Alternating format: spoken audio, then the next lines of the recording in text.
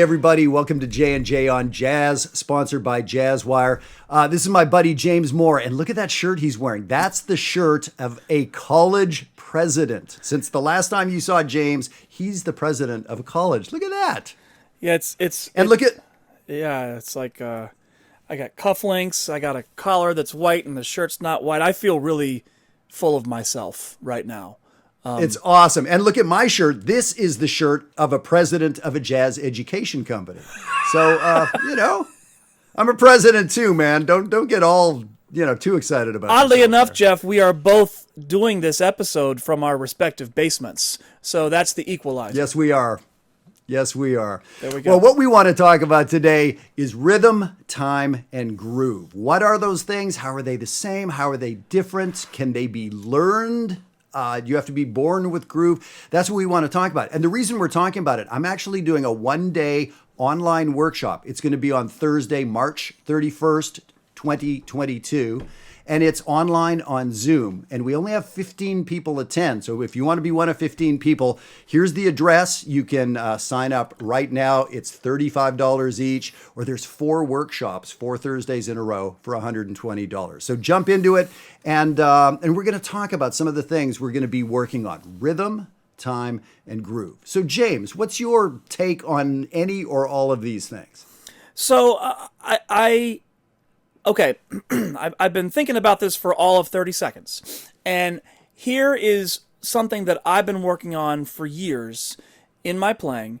I've always felt like I had a real natural sense of time and groove. It's one of the things I always considered to be a strength. In recent years, I have been unhappy at times with my feel and my groove. So what I have been doing in my practicing and in my playing is forcing myself to sometimes over-accent or over-emphasize the offbeats in eighth note lines, just as a way to remind myself that that's where a lot of that pocket and forward momentum and groove sort of lives for me. As a trumpet player, as a wind player, we articulate those upbeats or offbeats in our lines, and so we feel in our oral cavities, in our bodies, we feel that connection to the time, but sometimes it's so light and so faint, it doesn't always connect with other musicians. So I'm just going to play like a line from I don't even know what tune I'm going to play. I'll just play 8 bars of something, and I'm going to articulate real lightly. Hopefully it'll swing, but it'll just be very light. So, Yep.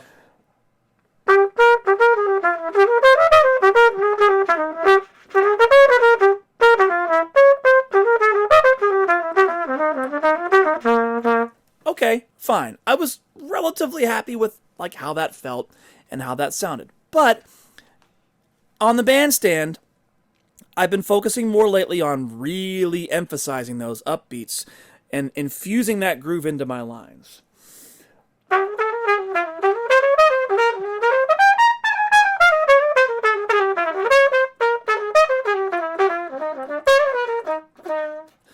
That might be a little bit exaggerated, but having the ability to do that when I want to feel a deeper connection to the time when I'm improvising, that's important to me. So what do you practice to be able to do that? So it's real simple.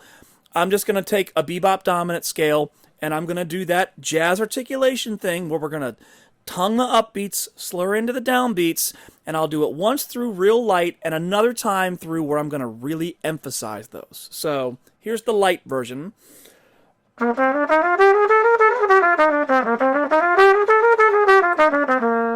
Now I'm really going to lean into those.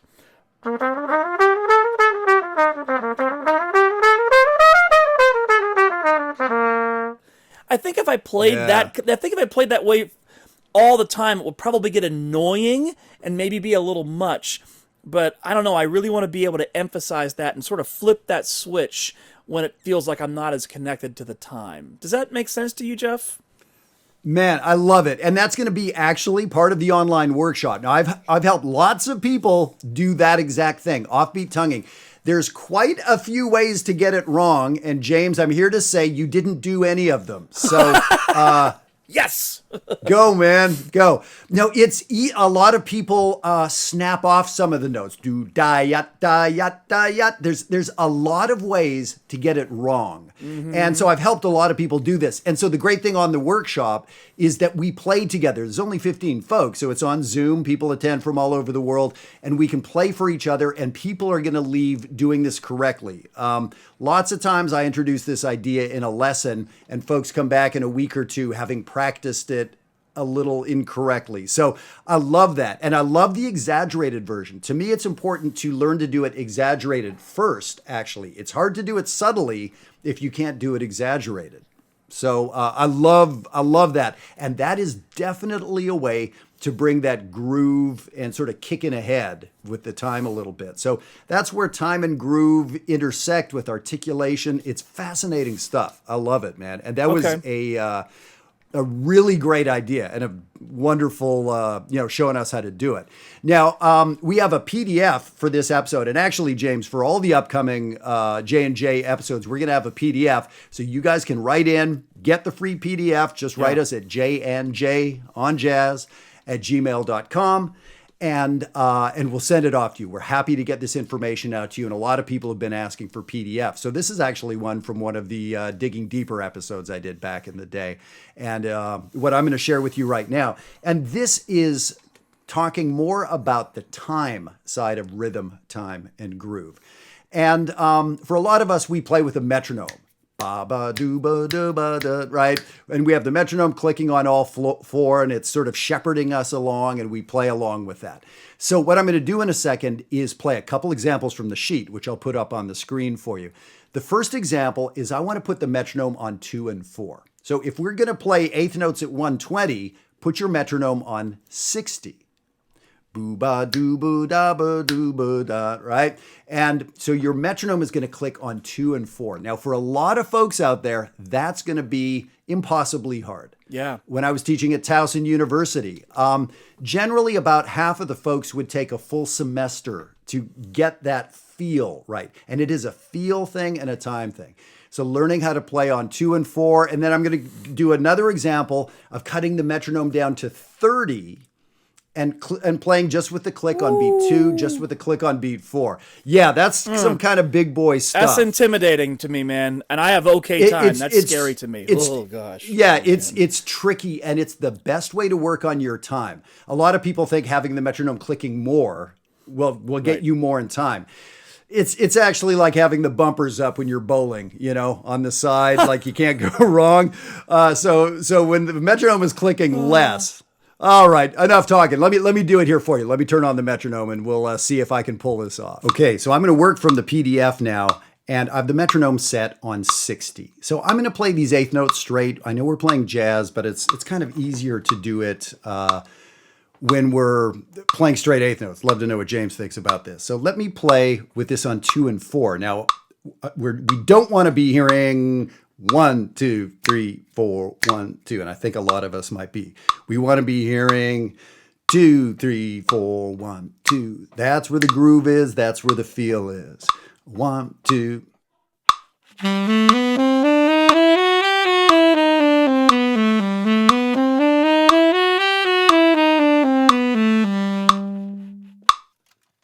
And that's a big deal to make that shift to playing with the metronome on 2 and 4, not 1 and 3. So let me do this now. I'm going to slow this thing down to 30. So it's half as fast. And I got it. Okay, we're set to 30. Now, it's half as fast, so it's only going to click half as much. The scale is still going to be the same tempo. I want to see if I can feel that click on beat 2 of every measure. So this is going to take some doing. 2, 3, 4, 1, 2, 3. Well, I got it. 1, 2, 3, 4, 1.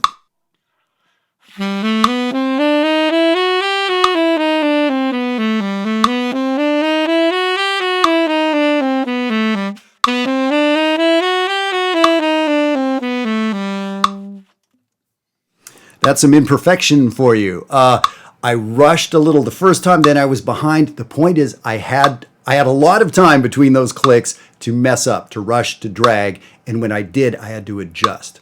This is so good for you. Let me do one more. Let me do example 3 from the sheet, where now I'm experiencing the click on beat 4. So of course, before I start playing, I have to know where that is.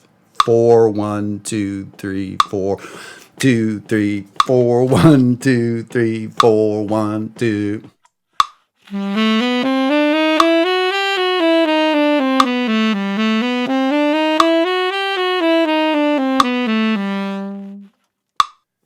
All right, that one was even a little bit more accurate than the one before. This is such good practice. Yeah, Jeff, the first person I ever heard do that was a tenor player in Philly named Chris Farr. And it scared the bejesus out of me then, and you just scared the bejesus out of me again. Because, because seriously, you can really feel how deep your connection to the time is in doing that. And especially when it's only clicking on beat 2, or if you were to do it on just beat 4, like you could drive a truck through those metronome clicks. So, woo, that's the ultimate sort of keeping you honest thing. Well, and you're being kind because you heard that I had to adjust. You know, sometimes when I would get a measure in and I would be a fraction early or a fraction late. And in that moment, I have to adjust. I have to slow down how fast I'm walking or speed up to get to the, you know, so it's really, really working on your time. And it's putting the, well, it's on you, right? You can't depend on the metronome. You can't depend on the drummer, depend on the horn section you're in. You have to create the time. So that's how you show up at the next gig. Yeah, man. With time, right? And then the groove. So we're going to get into all of this in the workshop. So I really hope that people attend the workshop. And again, this is the link down here at JAZZWIRE, Schedulista. You can sign up. As I said, only 15 spots open for this one. So I really hope you attend. And as I said, I'd love to send you this particular PDF if this is helpful to you. Write us at JandJonJazz@gmail.com. So James, man, I think we can leave it there. We've made the world a grooviner place. Grooviner? Groovy. I guess that's why you get the fancy shirt and I don't. Grooviner. A groovinger. Groovier, grooving. We got to stop. It's time to go. We better stop, man. We're going to get fired from these gigs. Yes. Yeah. Yeah. Yep. And there it is. You guys take care. Have a great time. Play with good time. See you next time. See ya.